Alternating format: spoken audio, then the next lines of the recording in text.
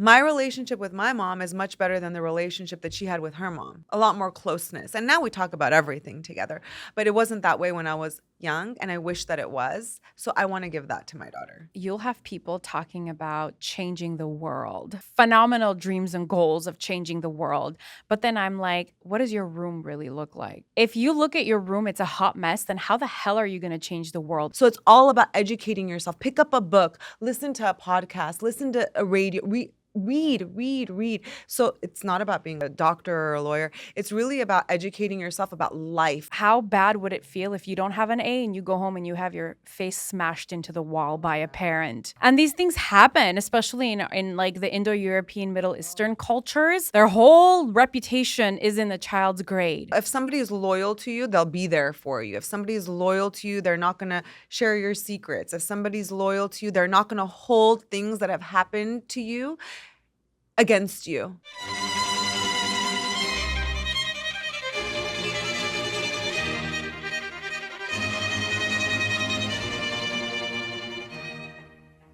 Hello, everyone. Today's episode was all about immigration talk. I don't mean by attorney base, but I do mean by personal experiences shared by two women who come from immigrant families. I'm talking about Ellin Mardirosian, who is a personal injury attorney and one of our amazing sponsors. Ellin just surprises me every day, and I really genuinely wanted to share her with all of you on this platform. Two women talking about the educational system, and not technically about law per se, but our own personal stories about coming from different countries and how difficult it was to make it and what are the obstacles that we've endured, even as mothers. I think Ellin's story is fascinating. She does have teaching credentials, and we dived a little bit about public schools, private schools, homeschooling even, and in general, just motherhood. She's such a joy to have around, an incredibly knowledgeable human being. And I really wanted to share our conversations with all of you, whether you are a mom, whether you're a dad. I think that this is going to be very educational for everyone. I love her stance. She's a very truthful, conservative woman with so much respect for her community and her people, has really, really genuine love and respect for her clients as an attorney. She's an amazing attorney and has helped so many families overcome anxieties and disheartening situations. She's somebody in the community who I think anybody and everyone should follow and admire. And I'm very grateful that she reached out, and I really am excited for today's conversation. I think that it's going to be very motivational as well. We did dive into grit, what grit really looks like. She does have an educational background, and I thought that it was really important. She asked me a question of how can we teach our kids to have grit? How can an individual learn to have grit? And we dived really deep into grit and how what perseverance looks like and what we can do to gain that. So overall, a very genuine conversation. Enjoy this episode. Make sure to subscribe. And I am very grateful for all of you, for all the love, support, and genuine respect. Thank you. Ellin, it's so nice to have you on today. Thank you for joining us. I'm excited to join you. I know. How are you feeling? Good. I'm excited to chat with you and get this going. Yeah, I know. So we connected a few months ago, and we connected because we are both, I would say immigrants, children of immigrants. We migrated to the country later on. Then we kind of had to work on our success story. Do you mind sharing a little bit about your success story? Because I think you're phenomenal. Thank you, of course. So my parents immigrated from Iran to Germany. We lived in Germany for about a year and then moved to America. So very traditional Armenian values is what I grew up with. I have two older brothers, incredibly strict. So it was almost like growing up with four parents. Oh my gosh. My mom and dad came here, had to learn the language, had to learn how to raise us in the American school district, follow us. My brother was in high school. My other brother was in older elementary school, and I was one. So we have age gaps too, which was tough for them, I'm sure. Because what are the age gaps? 6 years and 11 years. 11 years. That's like my son and my daughter. Oh, no way. Yeah, Noi is 11 and Nazani just turned 1. Yeah. So wow. How is that, by the way? I think that now I have friends who have big age gaps, and it's very different because my brother had a totally different upbringing than I did. Being 11 and coming to a new country versus being 1 and coming to a new country, I didn't feel the blow as much as somebody who's 11, Yeah. leaving all his friends, Bye. having to adjust to so many different things at the age of 11. I'm certain had a very different impact on him than it did on me. So our relationship has a certain dynamic that I don't think is very common now when I see my friends who have children with big age gaps because they have very similar upbringings. No two kids have the same parent, they say, right? Yes. But for us, it was totally different than what I see now, That's so interesting. You are so educated. You have so many degrees, I would say. You were a teacher, now you're an amazing attorney. Tell me a little bit about how that, I always look to the family. I'm like, what did her parents do that worked? Because it's important. Like, education's so important. I feel like a lot of families are lacking that nowadays. Yeah. Kids are so discouraged. They don't want to go to school. What do you think in that traditional household, what did your parents do to allow that love for education? From a very young age, they followed my schooling closely, but didn't really have the capacity to help. They were taught math in a completely different way, so they couldn't help me if I had math questions. And we weren't in the position to have tutors or to be sent to different programs to supplement the math that I was learning in public school. All throughout elementary, I was a terrible student. No. Can Can you describe that terrible? Sure. It's somewhat relatable to some people. I love that. Okay. Yeah. Very bad grades. No way. C's, D's. I remember being in 6th grade and trying to turn a D into a different letter, a B or whatever, add a little curve to it. Yeah. It was not fun.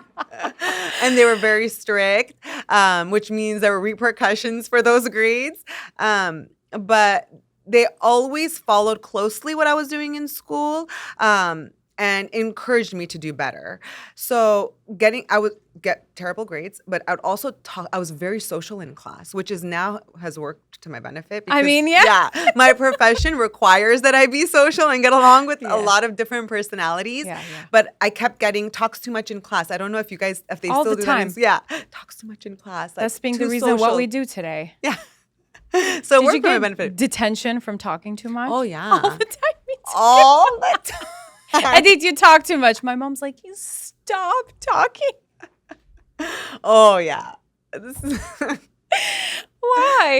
I don't know. I mean, why were you such a talker? I think Tell maybe me. because at home I didn't have people close to my age. I'd go home. My brothers were in a different age category. Yeah. And where we lived, I didn't have our second home that we lived in didn't have neighbors my age. Our first apartment that we were in had a bunch of little girls and boys that were very close in my age, but we moved when I was about 6 or 7, and where we moved to was an older community. So the people there didn't have young children. So when I would go home, there was nobody really to play with and socialize with. So perhaps it was because of that when I was in school. Yeah, maybe. I'm just thinking of it now. And you were the only girl in the household too, 2 older brothers. I mean, that worked out to your benefit.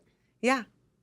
Yeah. I love that. So they monitored your grades. They did. And then what happened? How did you then think that, at one point did you think that education was important? I mean, everyone has that hit, right? That's so true. And I think of this often. And it was really when I entered high school. Yes. Yeah. Freshman year of high school, it was like a light bulb turned on. Okay, it matters now.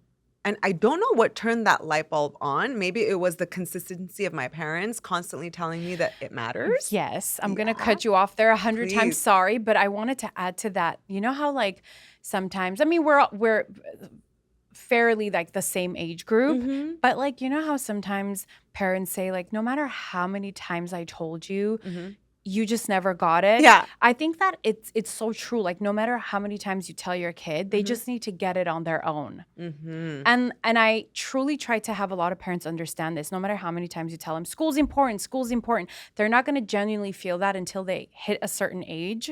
And it's kind of like what you're explaining. Definitely. I didn't think of it that way, and that's so valid. It wasn't until freshman year, light bulb, okay, it matters now. Yeah. And then in high school, AP Oh classes, my gosh. straight A's, 4.0s. Like it suddenly mattered. And Yeah. I pulled through. You did. And that's so interesting. You said AP classes, that many little girls and boys will live their life thinking that they're not smart. Mhm. But it's just like that click Mhm. factor. It's not because you're not intelligent or you're not smart or you don't have grit. It's that motivational factor. Like it just needs to click. Like, is this important for me to put my effort into it? That's so true. That's so interesting. I love that. Yeah. Learning to apply yourself. Yeah. And then you went to law school. No, first you went to Yeah. First I went and got my I got my teaching credentials, my bachelor's degree. I did like an integrated program where I was able to do that in 4 years. I always liked the idea of being a teacher. Like I remember lining up my stuffed animals and playing with them that way. And when I was in 3rd grade, I remember my family was like glued to the TV watching the OJ trial. Oh my God. So I had like an interest in both. And Wow. I had created like a little office for myself under my desk. I had put like a blanket over and it was like my office space. So I had an interest in both education and law. And I did the integrated teacher education program right out of high school. And I was very young when I started teaching. I was 21. So I thought maybe I could do more. So I got my master's degree at 22 in education and psych. That's relatively young to get a master's degree. Yeah. I did it right away. I was like, let me just do this now. You were so focused. I was. I really bet. was. I was very determined to achieve my goal. Just go. I usually do that when I have my eye on the ball. I don't pause and think about it too much because I feel like if I start thinking about it too much, the thoughts will consume me and it'll give me reason to sit back down. So, oh my, okay. Yeah, I'm kind of like a goer. I try not to attach words, especially negative words like, oh, it's hard. Oh, it's too much. Oh, I'm tired to my path, my journey. So that's something that I've been mindful of since I was young. So tell us where you started teaching first. I started teaching at the Learning Castle. I taught their kindergartners and first graders. They do like a split class. And because I had my master's degree, I would I went from kindergarten to first and second, then third, then fourth. And I taught all the way to 5th grade when I was there. How was that experience? I loved it. Yeah, I you liked loved teaching so much. And I became very close with the families there, with the parents. I'm still very close with them. The students and the parents, we kind of built a bond that's so special. And a lot of them have become family to me. Yeah, it's great. I know, I'm sure. Ellin, I have a question for you since you are in the education system and you're knowledgeable in this. Do you think that a lot of teachers, I mean, I don't know if they teach this in schools, but do you think that emotional intelligence is important for a teacher to have as a skill?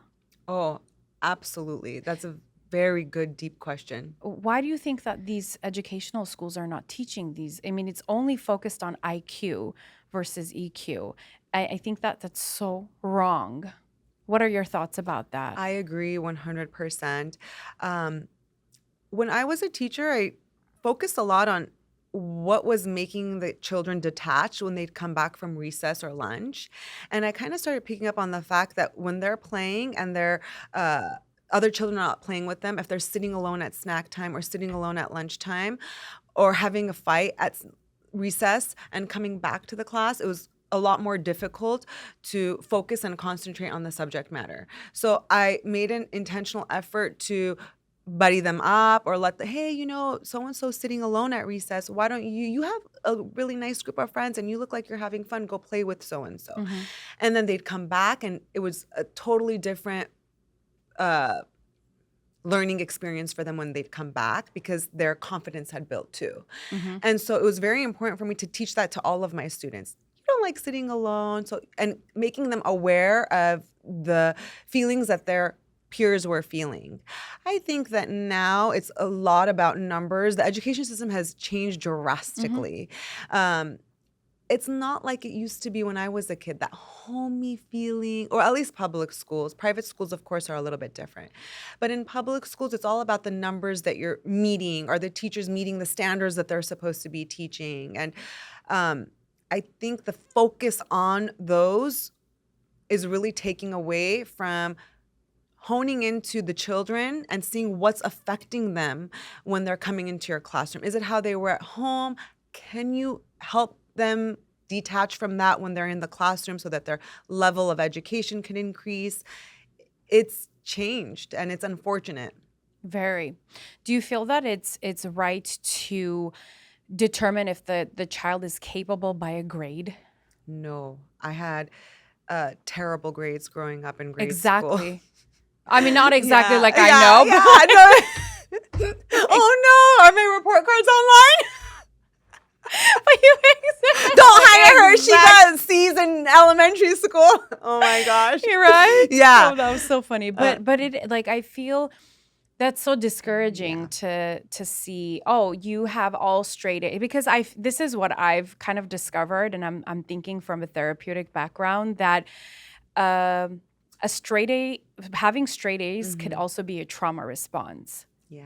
Like how bad would it feel if you don't have an A and you go home and you have your face smashed into the wall by a parent? Right? Oh, yeah. And these things happen, especially in like the Indo-European, Middle Eastern cultures. Their whole reputation is in the child's grade. So that's besides the point. My thing is like, why are we determining the child's worth by a grade? Why are we doing this? Where did we go wrong? Where is the emotional intelligence in that?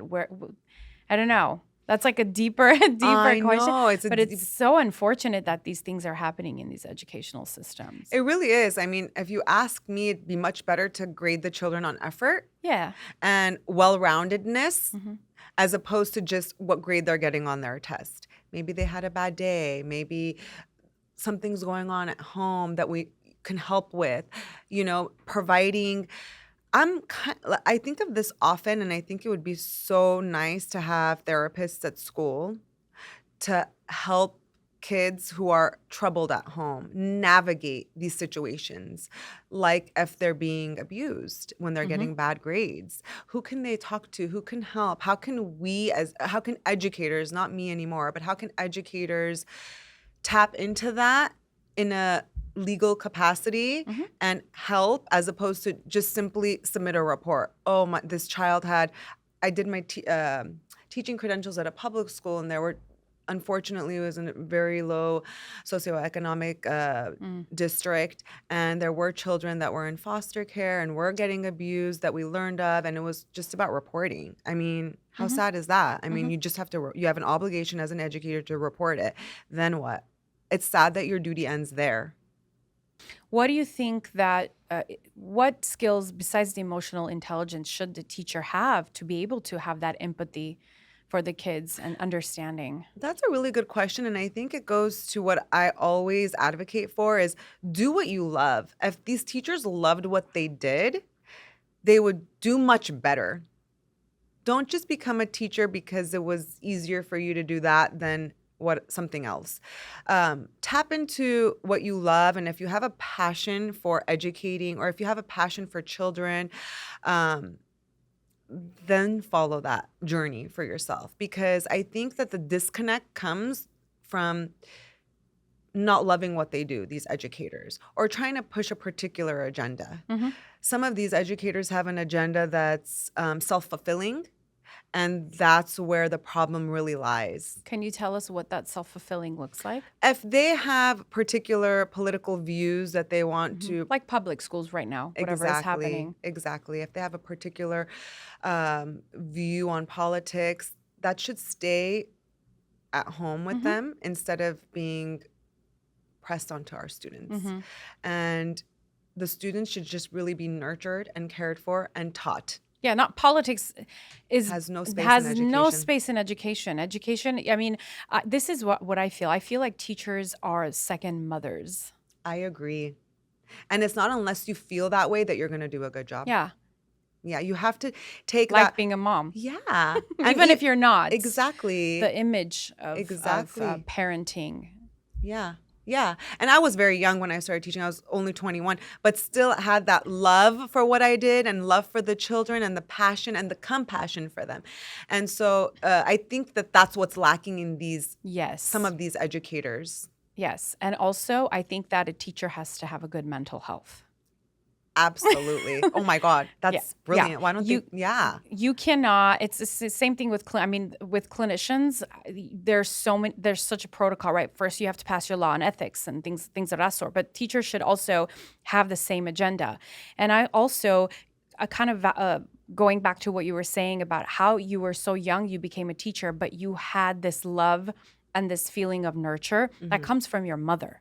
So if you had a pretty decent household, that kind of transfers into the relationships you're going to have with your students and other people. Yeah. So if you've had a pretty messed up life and then you decide to go and be a teacher, every little thing that a child does, it's going to irk you the wrong way. Therefore, that's going to bleed into it's going to bleed into the way you teach. I That's think. so true. I think that mental health is so important in teachers. Like, Absolutely. solid. That's what I have to tell you. I respect the older class teachers, like the American women with the cat earrings or the dog, So or like it was cute. Christmas time, you'd have like the teachers wearing Christmas earrings. I think everybody will know what I'm talking about if they went to school in the 90s. You know, I had a Miss Perry, I had a Mrs. Snell. Aw. She used to wear like earrings of Snells, and it was so nurturing. Like they felt like our moms. Absolutely. Like the warmth that The they warmth. exude when Yeah. they're wearing their Christmas vests and their ugly Christmas sweaters that they don't think is ugly. They don't think it, but they love it. And it brings so much warmth and joy. They don't think it's ugly. I know. The vest with the dress Yeah, shirt. yeah, yeah, yeah. I will never forget those days. Yeah. It was like, yeah, they were like second moms. That's so funny you brought that up. Truly. Yeah. So, like, what happened to those days? I don't know. I miss those days. I miss those days too. And luckily for us, our private school, it's all teachers like that. And I gravitated towards this school just because of that feeling, because I wanted love that. my kids to have that feeling. But tell us this, and we're going to get into law because I know it's such an interesting topic too. But what do you think is the sole difference between private and public, since you worked in both? I have a hard time saying this out loud, but I just think it's the caliber of teachers. And I think that as a director of a private school, you really focus on the quality of educator that you're hiring. Whereas in a public school, that criteria doesn't necessarily exist. It's lower, you mean? I think Lower standards? I think that in public school, it's just the check marks that you meet, you know, like, you have this degree? Yes. Did you interview well? Yes. And that's really it. Whereas in public schools, I feel like because they're smaller and they're run by people who generally they're run by people who own them. So Yeah. they have deeper connection to their work product. That's their baby. The schools are their babies. And so they really take time, effort, energy, and choose with love who they're hiring to teach these children. And I think that's the difference. What about family? What do you mean? Like, is there a different class of families? Oh, so yes and no. When I was a teacher, there were families who were not, barely making ends meet, but pooling together money to put their children in a private school because the area that they lived in didn't have highly ranked educational schools. And so so in a sense, yes, right? Because it's people who prioritize education sometimes more, Exactly. Yeah. Exactly. So going in a circle, the Yeah. answer is it's people who Yeah. And I say this with such warmth. I don't mean to be, because it comes off as judgmental, but at the end of the day, it's like you're going to offend people anyway. So Yeah. it doesn't matter. But it is a different class and I've noticed this from just my professional background too, that I feel like people that tend to prioritize education lean more towards private. It doesn't mean that public school parents don't. Maybe it's like a affording factor for them, because not a lot of people. It is expensive. Private school is like crazy It expensive. adds up. But majority of families that I've met kind of lean towards private because it's healthier choice for their family. Mhm. Do you think that, well, first of all, let me tell you this. If you have a first-time mom, like her daughter's getting ready or her son's getting ready to school, they come to you, they're like, Ellin, what am I going to do? Should I go to public first or private? What is your advice? So lately, I've been advocating more and more for private schools because so many Armenians who live in really good neighborhoods are actually putting their kids in private. And I'm like, what are you guys doing? Like, let's use the resources that are available to us. The public schools are actually good public schools in certain districts that a lot of Armenians live in, but they're all gravitating towards the private schools. So it depends. I would say it really depends on where you live and what public school your kids are assigned to based on where you live, because some public schools are highly ranked and some are not. And what I mean is by the education level and also the neighborhood that it's in. You know, do you feel safe and comfortable living in the neighborhood that you live in, putting your kid in that public school? Or are you afraid that I hate to say it, but are you afraid of safety issues? Yeah, Are you shooters. not just not There's just so education? many gun issues in schools nowadays. Yeah. So it really depends on where they live. I have friends who live in areas where I'm like, you know what? You should consider a charter school if you can't afford a public school. Apply to the charter school. I have friends that live in great areas and they're putting their kids in private. And I'm like, reconsider those public schools. There's a reason why they're nationally ranked, you know? So it's circumstantial, really. Are you going to put your daughter to private? I don't want to. Why? I really don't want, because I had such a good public school experience and so did my husband. Yeah. Went to public school our entire Yeah, education. we're a product of public, as I. And so I don't want to. I'd prefer to do a public school also for diversity. Like you mentioned earlier, like, is it a different pool of people in private and public? And it is. So I would love for my child to grow up experiencing the same diversity that I experienced, which really provide me with a wealth of knowledge that I'm able to use now in my career. And I'd love for her to have that too. What schools do you like public? What are you looking for? The La Cañada School District is incredible. It's phenomenal. It really is. So they're doing phenomenal. I know, but so many people in La I Cañada know. are putting their kids in private. Because they have aunts and uncles who live there. Yeah. They live in freaking God knows where, and they use their address for them. People, you guys are insane. Yeah, I know. They're like, I'm like, wait, you don't live in La Cañada. How's your kid going to this school? And they're like, my uncle lives there. Yeah. I'm like, oh my gosh. I know. Kind of. Okay. So tell us, so teacher, and then boom, you're an attorney. How did that happen? Oh my gosh. So I was young when I became a teacher, and I got my master's at 22, and I was considering getting my PhD in education and doing administrative work in the educational world.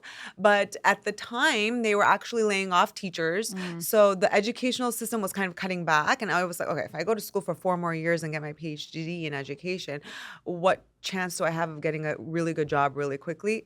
Little. So I thought, what degree can I get that I can do a variety of things with that won't limit me? And I'm like, let me get a JD. I know, whatever. That's the next one. So was it hard? It was. It wasn't an easy journey at all. It was. What's difficult about it? It was challenging. Tell us about that challenge. I didn't know any attorneys in my circle, not in my family, not as friends. So there was nobody I could really go to with the application process. And you went to Pepperdine. That's a pretty prestige school. I went to Pepperdine for my master's, and then I went to UNLV. Yeah. I thought you went to but still, it's still a prestige school. Yeah, for sure. So I wanted to also incorporate education and law, and there was a program at UNLV called Kids Court School. And it taught children who were either victims or witnesses of crimes how the courtroom process works. And we would teach them one day, and then the next day we would do mock trial with them. Oh my! I know, it's such a beautiful program. Dr. Rebecca Nathanson is still running that program today out of UNLV, and it's changed. I would love so to many interview lives. her. Oh my gosh. She's so great. Connect me to her. I would love that. Yeah. She's so passionate. She created this program from I love things like that. Really? From scratch. So it's her own creativity. Yeah. And I wonder how she thought of that. She was at UCLA, and I think it might have been like her PhD. What is it called? The Like the final assignment they have to submit. Oh, the dissertation? I think so, but ask Or her for sure. Well, no, PhD is dissertation. Yeah. Dissertation? Yeah. Ask her when you interview her. Yeah, I would love to. I'll read her dissertation. I know it's like super long. Probably. But I would love to. I'm like fascinated with scholars. Like she's a scholar, basically. I met her. I fell in love with her. We bonded immediately. And I did my first internship in personal injury, and that's how I pivoted to the PI world. But still, I use my knowledge and education every day with your work. Every day. How so? Tell us. That's so interesting. Because it's so different. It's so different, but it's so similar. You have to educate your clients. I educate them every day. I talk to them about the process because a lot of whether or not they're immigrants or been born and raised in America, they don't know to the level that we do about the personal injury world. So I like to educate them so that they make the best decisions for themselves from day one. A lot of people don't know that if you don't treat, you're not going to get the same compensation. If you're in pain, you need to treat. Otherwise, it's as though you didn't treat at all, and you're not going to get the same compensation. So it's a lot of educating my clients and teaching them like they're my students in the field. And I think that that's what really sets me apart from a lot of other attorneys, to be honest with you. Say it. Yeah, I really think so because we connect when we have these conversations. A lot of men, a lot of even women, actually, we have a hard time saying when we're in pain. And I kind of have to break that down. So there comes my psychology degree. It's like, don't be embarrassed. Yeah. Don't be shy. If you don't say it now, you're going to be taken complete advantage of by defense. If you don't go to the doctors and you say, I'm fine, because you're used to that, they're going to pay you very little at the end of your case. This is the time to say it. So if you're experiencing it, explain it. And I really have to break it down for them that way because they want to play. They're used to playing the tough guy, the breadwinner of the home. So they have a hard time saying, oh my God, I was just rear-ended and I can't go back to work tomorrow. They want to push through because that's their mentality. So I have to break it down for them, talk with them, and then it really changes the trajectory of their case. Ellin, it's also fear. Yes. There's so much fear in like Middle Eastern cultures, Indo-European cultures that, oh, what if this happens? What if that happens? It's like they never take advantage of what is theirs, what's right, what their right is, what's given to them. That's very true. That's very true. It's so interesting, right? It's always fear. Yeah. Like majority of the times, like fear, that vach, as we say it. Yeah. When you break it down for them, that is exactly what it is because they're afraid. It's also money too, right? Because there's, if I say I'm scared, what if the doctor puts me on disability and then I can't go to work? Or what if I have to miss work because of my doctor's appointment and my boss fires me? So it's fear and not knowing. Which is where, then you have a disability discrimination case if your boss fires you for your doctor's appointment. Yeah, listen, there are so many laws and regulations to protect people. And this is why I feel that education is so important. When I say education, I don't mean people going to school and becoming doctors and lawyers, but reading about their rights, especially if you're new to the country, read about your rights. Absolutely. Like people are right. Like people are afraid of from the most silliest things ever. Like there's a thing called defamation in this country. If somebody goes after your name, slaughters your name, you can sue. Like I tell my clients this all the time. Don't worry. Just learn about laws and regulations so that you're able to be a little bit more confident and live freely. This country is all about that. Even though I feel that, free speech is promoted but not supported. But that's a whole different topic for me. But yeah, like learn. Read about research. I know. And that's such a good point that you bring up because I was just having this conversation with somebody very close to me. They were telling me about somebody's story and I was like, look, if you're telling me so that I could feel sorry for them, I can't keep feeling sorry for this person because they need to help themselves. So I could tell you what they could do to get out of the rut that they're in because I've been in so many ruts before. You don't get anywhere in life without having to experience difficulties, challenges, hurdles. I can offer my opinion and suggestion on how they can help themselves, but I can't feel sorry for them. So it's all about educating yourself. Pick up a book, listen to a podcast, listen to a radio, read. So it's not about being a lawyer or an attorney, but really a doctor or a lawyer. It's really about educating yourself about life. Yeah. being a more well-rounded person. Yeah. Also, it's good for your kids. Yeah. I mean, like when you're an immigrant, you're not aware of a lot of things, like all these vaccines that are pushed onto kids and all that stuff. Like if you're not aware, they're going to control your kid.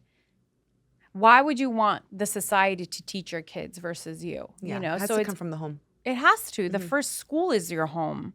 So I don't know. I always advocate for people to educate themselves and, you know, moms too, younger, older, whatever. Like it's never too late to pick up a book and read something. Absolutely. You talk a lot about some really cool books like the 5-Second Rule book. You read that one, Make Your Bed. You talk about that one a lot. These are things that I read. I didn't know. I mean, it didn't come to me. I read that and I implement the little things. It comes from little things too, right? Implement little things and it makes such a big difference in your life. Like honestly, yes. Yeah. You'll have people talking about changing the world. They have these dreams, phenomenal dreams and goals of changing the world. But then I'm like, what does your room really look like? If you look at your room, it's a hot mess, then how the hell are you going to change the world if you can't even change one thing in your room? You know? But that also comes from a parent. You'll have people say, oh, I read this book and it was about making your bed. But your entire life, your mother was asking you to make your bed. Clean your room. Like, that's so true. You give credit to people like David Goggins and Jordan Peterson. Oh, they said make your bed. But your mom has been rooting for you to clean and make your bed your whole life. Not once did you take that into consideration. That's so true. So, but yeah, like everything stems from the little things. If you want to change the world and be this big person, like look at your surrounding first. Like what can you change in your surrounding? What did you change in your surrounding? Have you ever changed your surrounding? Oh, yeah. You have? All the time. Have you had stinky friends before? I still do. Yeah. Yeah. Why are they in your life? No, I meant I still change my. Oh, I thought you meant you still have stinky friends. I'm like, Ellin, what? Thank God, no, because it's very difficult to do it once, the first time, to be like, you know what, this person is not. I don't want to say serving me because it sounds yucky to say it that way, and that's but it's energy transfer. It's energy transfer, right? Duality. You give me, I give you. Yeah, and it took a while for me to get to a point where it became easier for me to be like, you know what, this person's energy in my life is not doing any good for me. I can't do like the negative talks or like, you know, I mean, we're friends in moderation. You want to talk about things that are bugging. That's different. But when their whole being is like a negativity, I can't do it. And so it drains you. It's so draining. What do you think what's a good quality that you look for in a friend? Loyalty. Oof. Vladimir Putin's favorite. I'm fascinated by the guy's brain, by the way. Really? I don't know what people think of him. I don't care, but I think he's incredibly intelligent. And every interview in translation that I've watched, they've asked him, what do you look for in a person and what's not forgivable? He says, betrayal. Oh, yeah. Like he's always, and I'll always remember that. It's for me too, by the way. I concur. Preach to the choir. I think that loyalty. Why is loyalty important for you? Everything else comes later. So if somebody is loyal to you, they'll be there for you. If somebody is loyal to you, they're not going to share your secrets. If somebody's loyal to you, they're not going to hold things that have happened to you against you or things that you've gone through against you. You know what I mean? Have you ever had that friend that's like, do you remember when that, and you're like, yeah, that tape recorder. Yeah, I love it. That tape recorder, and it's like, why? And unless you're trying to make me feel bad, why would you bring up something, right? So that all stems from loyalty, even in not just in friends, but also in my team, like at work, in the people that I hire. That's the number one thing I look for. Yeah. And I feel like you can tell from the energy that they exude at an interview. I'm like, okay, this person's gonna, and I've gotten better at it, but you can pick up on whether or not they're gonna be loyal to you. You can teach the rest, you know? You can teach the skill. If they have grit and loyalty, that's all you need. Those are the two things to make the formula work. Yeah, 100%. You know? Why is grit important for you? No matter what, they're gonna aim for the best. They're gonna aim to do their best, and they're going to come up with you. Persevere. Yeah. Exactly. What kind of a friend are you? I'm a loyal friend. Yeah? Yeah, I'm a good friend. I'm somebody that you could call at midnight. I'm somebody that I'll be there, you know? Yeah. I strive for it, and I'm a Yeah. person that doesn't have a million friends. I have a few very good friends that have been in my life for many years. Of course, my door is always open, and I'm, meeting so many people nowadays, and I love bringing them into my life too. But I prefer having quality over quantity when it comes to friendships. When did you learn that? I've always been that way. It's interesting. I've never been numbers are more important ever since a very young age. Do you think that it's important for a woman to have friends? Oh yeah. Absolutely. We need somebody to complain about our husbands too. That are not our husbands. Yeah, but I feel like it's so hard to have friendships nowadays. It is, because life has also become so busy. Life has changed. I think of this often. We have so many more social obligations too than our parents did. A lot of our jobs require networking. Whereas back in the day, it wasn't so much that way. Yeah, because one lady decided to fight for equality. Yeah, why? Seriously, I was better off. Why did you have to do that to me? Oh my gosh. I would have been fine. Have you seen those reels on Yeah. that? It's like, Yeah. it's misdracht, and then you meet the person that was fighting for women's rights. And I send those to my husband all the time. Like, what the hell? Why? now, I mean, but then people say, well, you wouldn't have a right to vote. Like, yeah, we would have made something happen. Yeah, that's true. But not to this extent where now men can't make that amount of money to support like one. I mean, yes, they can, but it's hard for a lot of families. Oh, yeah. The woman has to work too to be able to survive. The dual income is a thing. It is a thing. Yeah. So now we're like pushed into stepping out of our natural roles. And so that's why I always talk about this. I'm like, it's friendship is affected by all of this. Truly. Yeah. Honestly, it is. It's because we have to do certain things in order to get life going. Like, we have to go to the kid's birth. I mean, you don't want your kid to be the only one not going to all the birthdays. Now, all the classmates invite them to every birthday. You have like 12 birthdays a month, and then you have like weddings. You have baby showers. You have your friend's housewarming. It's so much social obligation, which is why it's important to kind of narrow that down to what's really important to you. Who's really important to you? Be selective. It's important. I think it is too, because then you can't show up for everybody. No. Do you believe in that saying women can't have it all, or do you think women can have it all? I think we can have it all. Tell me about that. Do you disagree? Yeah. Yeah. No, but that's okay. Yeah, that's of course it tell is. me yours, I'll tell you. Tell me yours, I'll tell you mine. I think it's difficult, but I also think that I recently learned to take that word out of my vocabulary and not use it to describe not the can't. That it's hard. It's difficult. I don't like using those words anymore. Yeah. So I had to teach myself. Don't keep saying that, because then you're going to manifest that.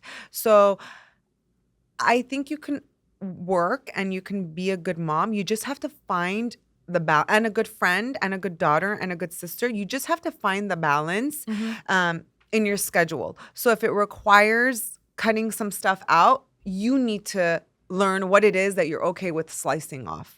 And if you are maintaining these good friendships, they're not going to mind if you miss their events. At the core of it, exactly. At the core of it, they're still a good friend. So that's really what I've learned. Like, you know what? I can do it. Is it difficult at times? It is. But I try not to focus on the difficulty of it and kind of just move through the motions. And I know that some phases in my life, it's going to be a lot more difficult to balance it all than other phases. And I've just learned to accept that. And by accepting that, it's like, I know that this is just a phase, and my baby is not going to need me this much when she's off to school. And once I establish my really good book of business, I'm not going to be chained to my job either. So the phases come and they go. So that's how I see it. Yeah. So that capability piece, I definitely agree with. Yeah. That we are very strong. It's in our essence to be very strong, and obviously because we can also tolerate the most pain. So yes, but I always look at the mental health piece that women are so moody. nowadays. Yeah. And it's because we're trying to like literally just juggle so many things. There's so many balls in the air. You're like, okay, there's the work, then there's the daycare, then there's family life, then there's cooking, then there's cleaning. I don't know. I just feel like that juggle is so much that it's not necessarily like we can't do it. It's just the piece of it that it's hard to do so many things and be content and be in your natural nature. Does that make sense? It does. Because it creates a different mood. We're always moody, and we are. I don't care what anybody wants to say. Like, women are so moody nowadays. Constantly on the go. Constantly on the go. And it's like, and by the way, the research for daycare is phenomenal to me. Have you been, are you Very little following? It's, there's a woman here. Her name is Erica Commissar. I'm trying to get her to come on the podcast. Ooh. She's in New York. She's phenomenal. And she's a LCSW, and she has done so much research on the negative effects of putting your child into daycare. Really? At a young age, and how your child is more prone to having anxiety and depression because that attachment is not developed properly. Really? What's young? What's considered young? Like from birth. Oh. Like it's different when a child is like 5 and 6 and they go to school and kindergarten. But when you put a kid into daycare and they're like 5-6 months, that child has not even formed proper attachments yet and has been ripped away from home and in the nurture of people that most likely are not going to have a proper bond with this kid in the first place. I see. So because look, it's very deep. It's very deep for me. Who is your first relationship ever in your life? Mom. It's your mom. The way you form your relationship with mom is going to form how you show up with people, how your relationships are going to be with people. So if your relationship with mom is somewhat compromised, it's going to show up in your life. It's going to bleed into your relationships. That's why when I say can't, it's not because we physically can't and we shouldn't, but there's a bigger picture there that if being a mom is so important. Like that's dear to my heart. Yeah. And I think a lot of women have really forgotten the true meaning behind that. That's besides your career and juggling everything, the most important role in your life is to give life and to, raise tomorrow's society. And if you're juggling 20 other things with that, kind of compromises that. I see what you're saying. I do. Because you can't, it's the reality. We're not there full time for our kids. No. So. Unfortunately, we don't have 2 years of maternity leave like. We don't. It's not Europe. It's not Europe. Yeah. What is it in like Switzerland, I think it is? Yeah. They get 2 paternal years. leave. Oh, they have paternal also. And grandparents get paid. They get paid to watch their grandchildren. Really? That's a recent data I was looking at. I think it's Switzerland. It's Sweden or somewhere. Yeah. Something S, basically. Yeah. And I was like, and my not USA though. Not US, not the USA. But my son's like, Mom, we should move here and let Tatik Papik, they'll get paid for watching us. Your son's like brilliant. He's the one with many U.S. citizens who think that way. Oh my gosh. Yeah. So I was like, wow, blown away. But that's my whole reasoning behind the can't. It's people think I mean like physically we can do anything, but it compromises our health. Like so many autoimmune diseases now amongst women. Thyroid issues, lupus issues. It's like, what's going on? It's all these stressors because we're trying to juggle so many things. It's tough. What does a man do? Man is a, provider behind the desk or, construction worker, whatever it is. But it's one position that's to provide food for the family. Us, that's a lot. Yeah. And we can't peel back from it. I feel like it's biologically speaking easier for a man simple thing, like when they hear a baby cry, they don't get the same response as a woman does. So it's easier for them to balance than for a woman, for sure. Yeah, 100%. So that's, I don't know, I feel that. And also, by the way, going back to the loyalty piece, it does compromise how you show up with friends. I can see that. Like yeah. The energy piece. Yeah. You're just so drained. I can see that. Ellin, what do you feel about competition? I think that healthy competition is a good thing. You know, you can use it to drive you. And you can be competitive, but still be happy for your friends or your colleagues. Because that's how I am. I'm very competitive in my work. Yeah. Low-key, I was like, if she only knew how I was. Yeah. Oh my God, I'm But so that's competitive. healthy, but that's Yeah, healthy. it's my driving force. Like, oh, wow, then that's doable. You know, like I have a friend at work, and sometimes we talk about things together, and I tell him, I said, look, don't be pissed. Use this; it'll drive you, and you'll be next. And it's true. You know, like it's a driving force for some of us. I mean, I feel like if you're lacking in that, then you're probably also missing like grit, because that's why we work so hard, you know, because we're like, okay, what next? What can we do next? What can we do better? So it's healthy with yourself. And I know some people say like only compete against yourself and the older version of you, but mine is broader. Yeah. I mean, everybody has these great words, but my 5th grade teacher with the earrings of a Snell, Mrs. Snell, taught me to always question authority.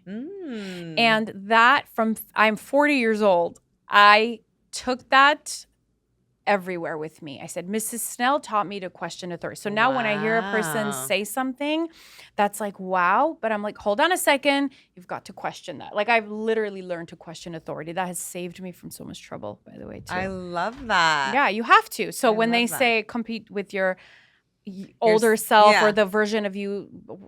I've been seeing a lot of that, and it's not me. You know who my competition was? You're gonna laugh. Amal Clooney.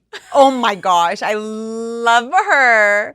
Gosh, I grew up competing with her, but I didn't know her. She doesn't know me. Like she was still a celebrity. She's still a celebrity. She's, human rights attorney. And she wasn't George Clooney's wife at the time. She was just Amal Abdullah something, I think. You knew of her at that time. I knew of her because I was looking for a role model. I was working at the hospital, and during my 20s, I was literally the only Armenian girl working at Providence Holy Cross Hospital. Wow. I was in the registration department.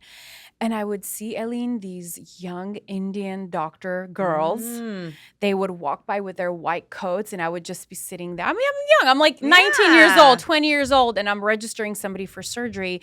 And they would call Dr. Shirakakar. I will never forget her name. She was so beautiful, long hair, brown skin. And she would just walk over, and she would just give like her chart. And I would just look at her like, I'm literally like going to be like you one day. I don't care what I'm going to do, but you motivate me to be a better person. I love that. And I love that ego in people. Like I never want that ego to die in people. So that competitiveness is so important for me.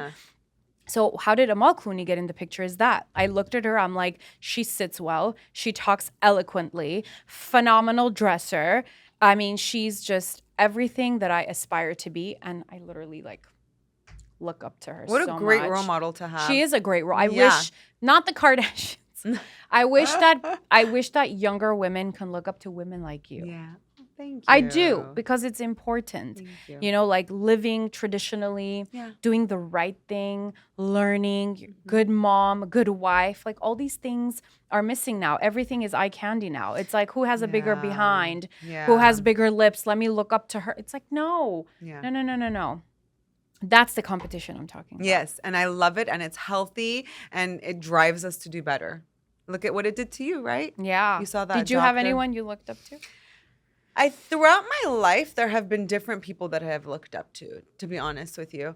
There hasn't been, I can't say like there's been a celebrity figure that I've looked up to per se, but throughout my life, there have been different people. Like when I was a teacher, I would look up to the director of the school, and then somebody in a hierarchy, right? Yes. And when I was in law school, I looked up to Dr. Rebecca Nathanson, who I hope that you interview soon. And so it's always been somebody in the field that I've been in. I do look like right now, it's my current partner. I idolize, absolutely. Like he's built a firm of 450 people, super successful one. Who is he? Kevin Dinesh. Yeah, he is powerhouse of a human and still runs this firm beautifully to a T, and is still a good family man, good husband to his wife, and good father to his children, and still has fun in his life and balance. The balance is there for him. And so it doesn't necessarily even have to be a woman that we look up to, right? No, It could be, 100%. yeah. And my competition is 100%. generally men. I'm generally like, oh my God, how did you get that stuff? Really? Yeah. Now in my profession, Yeah. back in, I mean, it's like, I love that.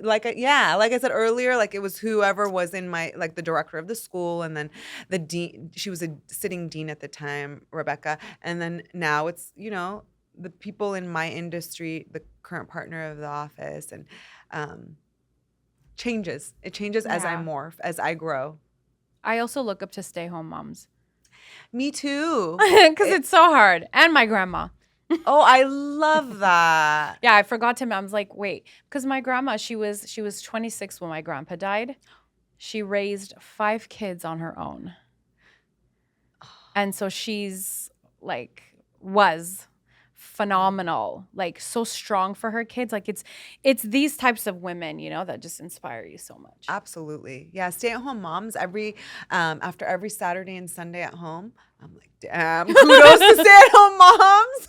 I stay home 4 days and it's so hard. Oh my gosh. It is hard. It's so hard. It's 0 about you and 100% about somebody else, Yeah, and it's Ellin, I don't know if you've noticed this, but it's not even the physical aspect of being a stay-home mom. You're just mentally drained because you're on alert all the time, like lizard brain. Yeah. Like constantly, what if she Oh my God, I have to watch the bottle. Where's she now? Like, did she go close the bathroom door? Oh my gosh, she's gonna go stand in the Is your toilet. daughter like that? Oh yeah. She's so active. It's hilarious. She's so cute. But I have to watch her like Yeah. every second. Yeah. I can't take my eyes off of her for 2 seconds. She ends up literally standing on top of the toilet with like looking inside. She's so funny.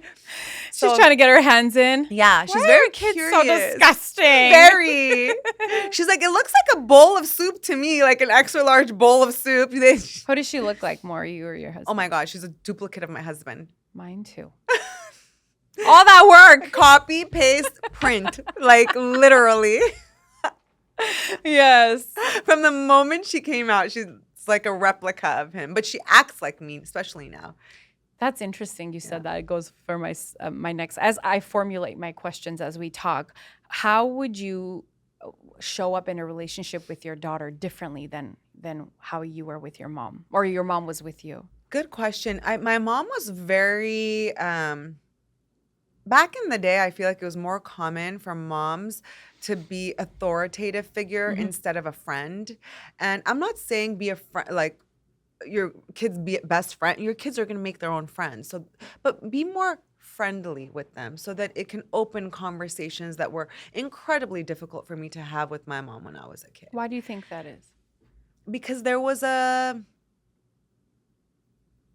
wall, and I think it's I've thought about it a lot, and I think it's because of her relationship with her mother. Yeah. And yeah, my relationship with my mom is much better than the relationship that she had with her mom.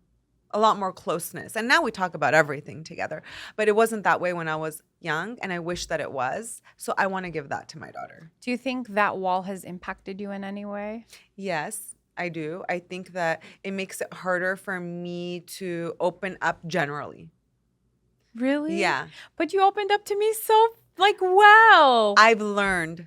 Yes. It's a skill It that is a I've learned. You And teach yourself. You do. And to whom? That's what I was Yeah. talking to my friend about recently too. You can open up, but to whom are you opening up to? And that's, maybe it's not a bad thing because I was very closed off with people. And then now I open up it's easier for me to open up to people, but I'm selective who I'm opening up with and on, what topics. So it's different, Yeah. So you would want like a more open friendship relationship. Definitely. I want her to be able to tell me, hey, so-and-so introduced me to this, or so-and-so was doing that. I want to be able to be the first person to guide her, Yeah. I want her to openly tell me things that she's experiencing so that I can guide her. Because as you said earlier, it comes from the home. The home is so important. And I want to be able to be the one to establish those standards and regulations for her too, and teach her how to navigate. In some of these difficult situations growing up, I navigated individually and independently because of my relationship with mom. And so I want to be the one to be the first person to be like, hey, okay, that happened. What are some options we can explore? Absolutely. And that when pain is presented to them, they don't hold that in. Yeah. They can easily come and say, Mom, Yeah. Because I mean, like, look, it takes one try, like that moment when your kid comes to you and you're just emotionally overwhelmed and you don't open those doors. It takes that one time for them to kind of like shut those doors and never to come to you again. Or if And you then judge boom. them. Or if you judge them, yeah. Yeah. Judgment could be good though, but not in that judgmental way. Not in a critical way. Yeah. Yeah. Soft. Yeah. Speaking of softness, what do you think about goodie bags? Goodie bags? What do you mean? What do you mean? Like goodie bags to go home? Like at parties? Soft goodie bags? I'll tell you why. Yeah, tell me why. Oh my God, Like crack at a myself. birthday? Yeah. Okay, tell me where this came from. I can't stand goodie bags. I don't blame you. It's annoying, and they're all trash. It all goes into the trash. It's filled with like dollar toys that Eileen, or slime that are gonna ruin your car. And like, it's that kid's birthday. It's not a kid's birthday. It's that kid's birthday. Why does every other kid have to have a gift? Oh, I get it. That's a good point. I didn't think of it that way. Or like when your child is third place. Yeah. Or why do fourth they and- get a prize? They're third place. They need to be first place. Why did I'm crying? You don't get a prize. You're third place. I'm serious. Think about that from a deeper No, perspective. I have. And I know. They're softies because of things like. Then they get mad. I didn't get a goodie Participation bag. award. Please, you're in fourth place, kid. You're in fourth Work place. harder. Work harder. Do better. A fourth place should not get an award. Oh, it's gonna hurt their confidence. No, it's not. You're actually ruining their life by giving him these things because people hurt other people on the outside. You know what I'm saying? Yeah. I hate goodie bags. I don't blame you. I mean, they never have anything cool in them anyways, from what I've ever gotten. I get the shitty goodie bags. You too. Oh my gosh. I mean, I get that point, definitely. Yeah, it's like it's your child's birthday. Why Yeah. does my child have to have a gift too? Yeah. What's the Like, it's a point of a souvenir. goodie bag?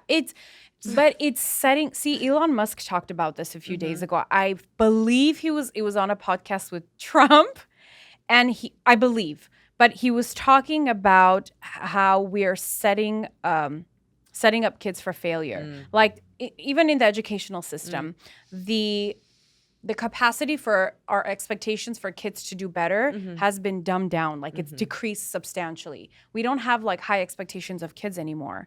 And it all starts from these damn goodie bags. Like can what see is your the point. point? Look, it's deeper. Like Yeah. we don't have that time frame for me to go like all into it, but it matters. Like why should my kid have a goodie bag on your kid's birthday? It's your kid's birthday. Yeah. Your kid needs to have all the birthday. My kid doesn't need a gift. I get it. You're kind of talking about expectation too. It is. 'Cause it's unrealistic. Yeah. Then they end up expecting everything. Then you go to a market no and they want effort. this and that with no effort. That's what it is. It's It is. expectation with zero Yeah. effort. Yeah. And that's where you're going with this. And Yeah. I totally see it. It's like, I'm going to a birthday. I get to go home with something. Or Why? I don't have to win to get an award. My I don't mom's have to gonna do my come. best. Yeah. Like you're in fifth place, but your mom is waiting for you with a plate of fruit and an award. Oh, honey, but you're still my winner. No, lady, he's not a winner. And you should not teach him that. Let him fight. Let him have that healthy competition to be number one. Yeah. That's what gets people. This is what's going to get Armenians to win this damn war. What? It's this pushing your kids to be the best educators ever. Architects, lawyers, doctors. It's not going out there and screaming on top. Like I always think about this. I'm like, what can we do as people to kind of win as a culture? It's that. It's things like this. Look at Jews. Yeah. Look at, the statistics.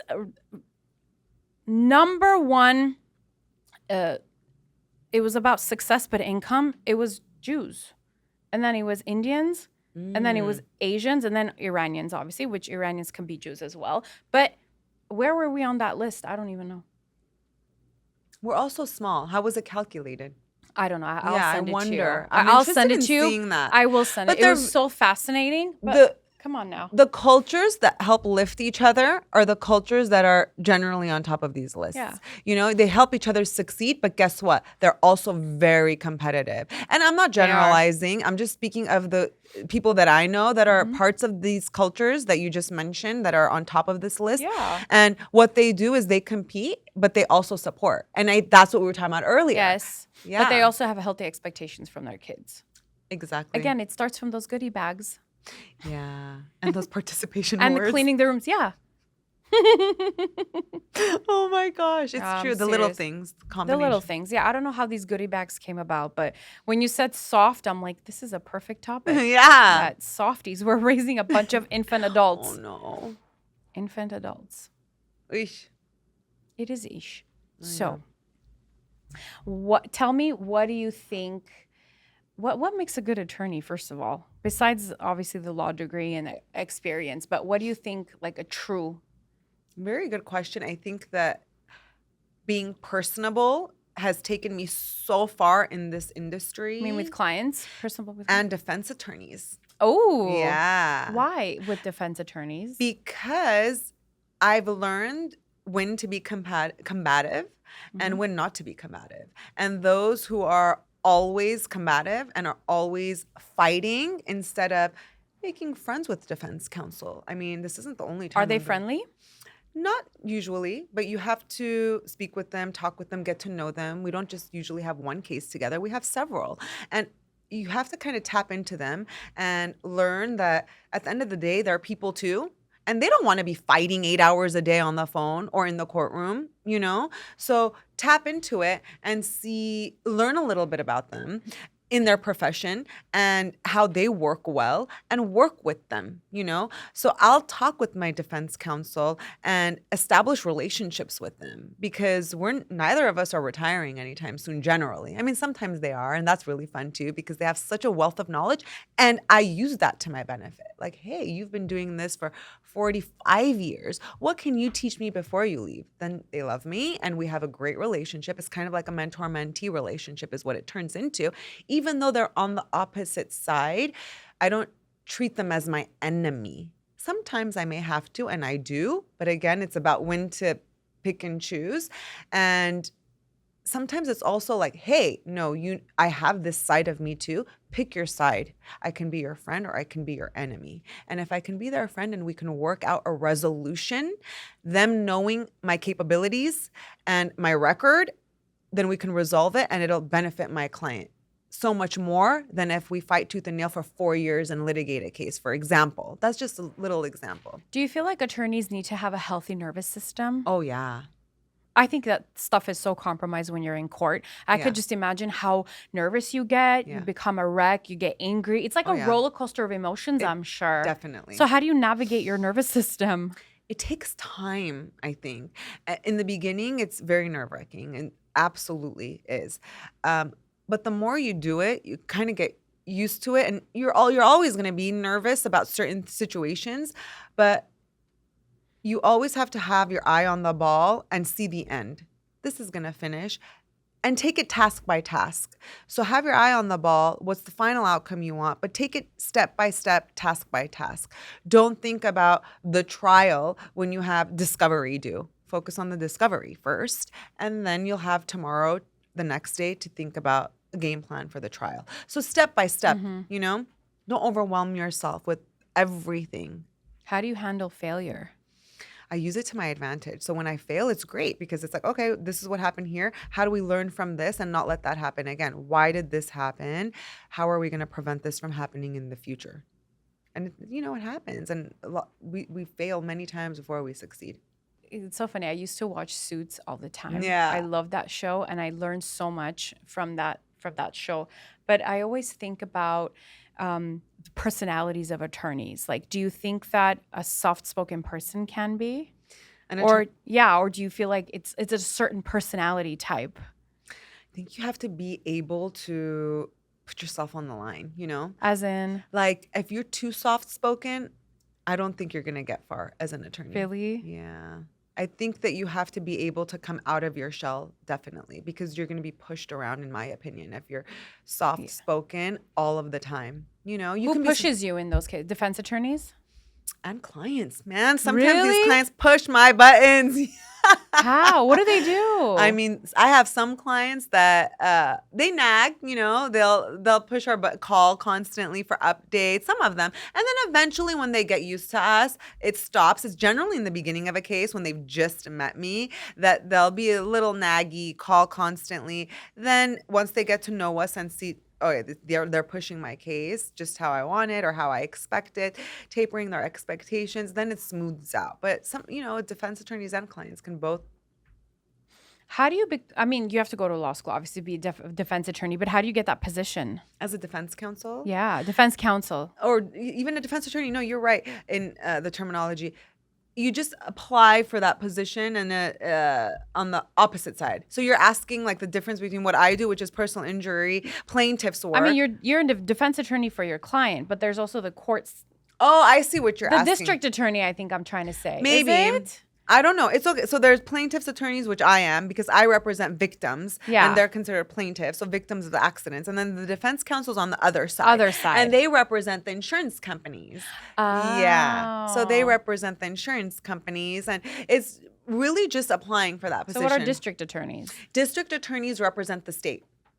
Oh, that's a tough job to have. It is a tough job. Would you ever want to have. work as a No. district attorney? No. No? We're dealing with crimes and, Do you like criminal prosecuting. law?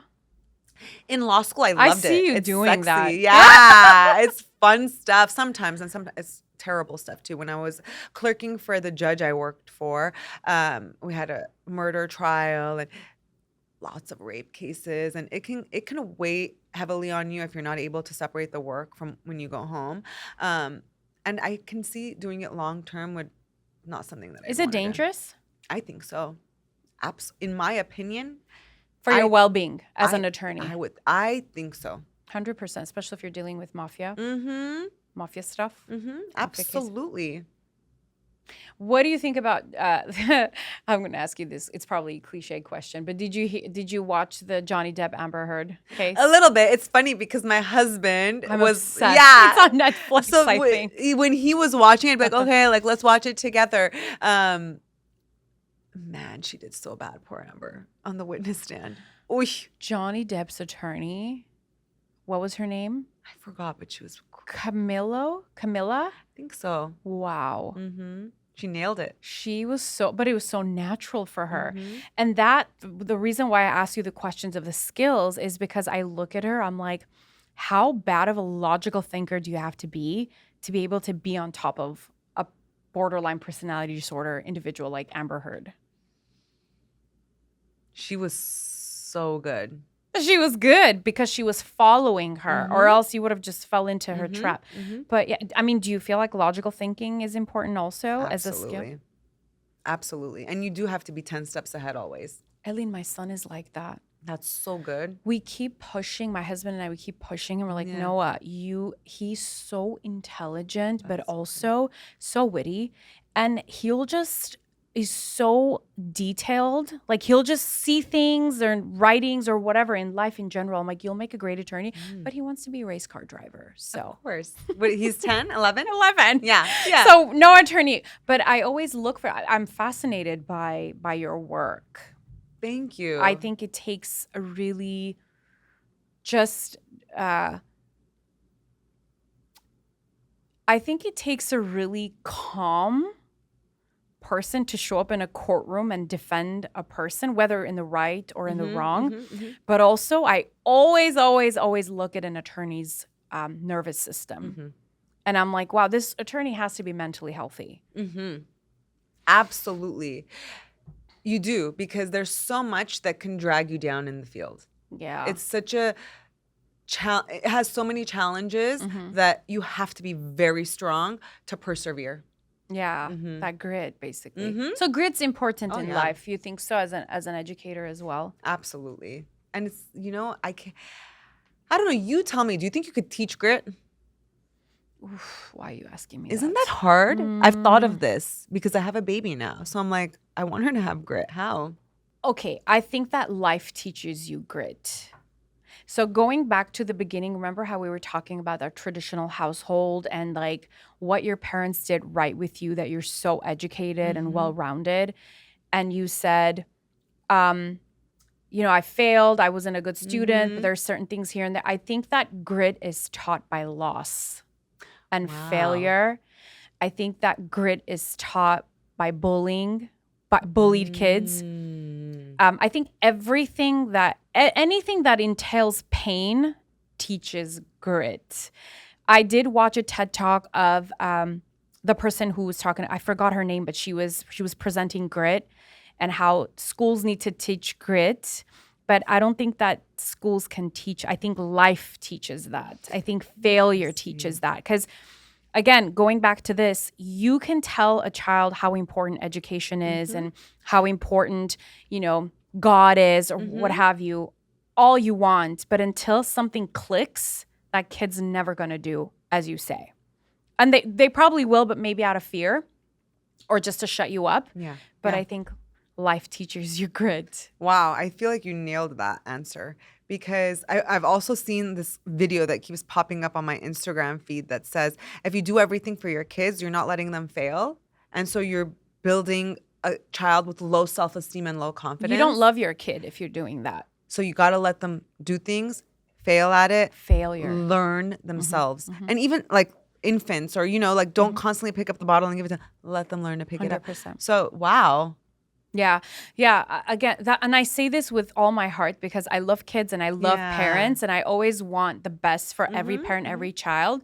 But there's two types of kids. There's a kid that's going to learn from someone else's mistake. And there's also that kid that's going to have to fall and hit their head on a rock Oh, yeah. to learn from that mistake. Yeah. Mitch, galuka chikap ng kain siya Exactly. I mean, there's always that. So true. grit is taught by failure. The universe teaches grit, not you. I was that person, by the way. Me too. Growing up. It wasn't until I I experienced hit it. a few rocks. Same, girl. Was it one for you? I hit like 10 rocks. No, definitely not one. Boulders. There have been boulders in my life. You know what zoot is? Gevorg, how do you say zoot? So wasn't that oil in Armenia? Zoot.